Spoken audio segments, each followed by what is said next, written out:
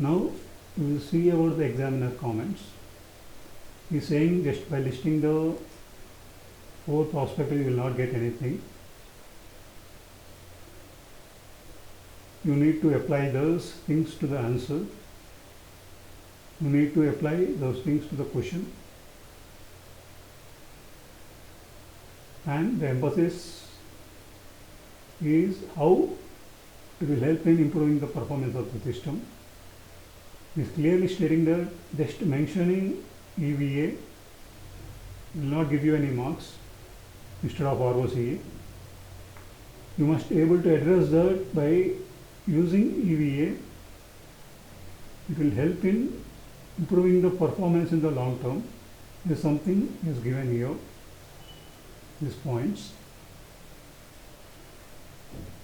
So after reading this examiner comments, you can write in your notes or something like that.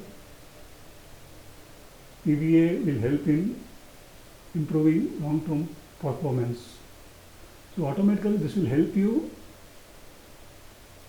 to prepare notes in such a fashion so that it will be very helpful before examination.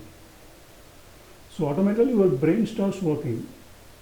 Whenever you will see the capital intensive industry, you will always see something, a pattern that ROCE has been provided, and automatically your brain starts to say that you have to provide something, a better performance measure like EVA that will able to provide the long term, that will able to improve the long term performance. You will always see a capital intensive industry as a monopoly. Generally, whenever you see a monopoly, the customer's satisfaction will be affected. So whenever customer satisfaction is affected, automatically it will affect the performance of the company. It will ruin the company in the long term. So these are all 4 or 5 points. You will always get this. Okay. Now we will also see the examiner marking scheme. If you see the examiner marking scheme, he has already given 1 mark for relevant point. What is relevant point is subjective, but he has already given in the examiner comments. There should be some application for each point. What is clear through this scheme is that no marks for list of new measures without justifying why they would be benefit the company. So if you are saying EVA, they will not give any mark to you. You must be able to show that how it will benefit. For example, customer survey. You will not get any point just by addressing customer survey. You have to, what we are saying is the lack of present, the benefit of going for the customer survey. Okay? This is something which you need to understand. 1 mark only for generic description of balance scorecard without clear reference to the scenario. So if you are if you go on writing the balance scorecard, you will not get any marks. You are simply wasting the time. Only 1 mark. So if I look at this particular marking scheme, I am able to generate 7 to 8 marks.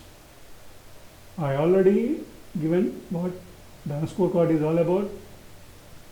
I already applied to the particular case, stating that the current performance measures are not adequate, they are not taking into account the long-term improvement of the company. I am automatically saying that ROCE is a short-term measure. If the company employs EVA, it will be better in the long term.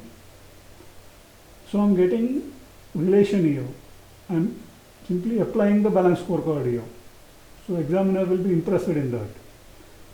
So it is not so difficult, but it is also not so easy. Sitting in home and giving lecture is very easy. Writing in exam is something different. But by practicing, you can easily develop this particular skill, and it may help you to get 50% marks, if not 90 or 100. Okay? Hope you want to reach some 50% or 55% marks and just want to pass the examination. This particular aspect may prove to be useful to you.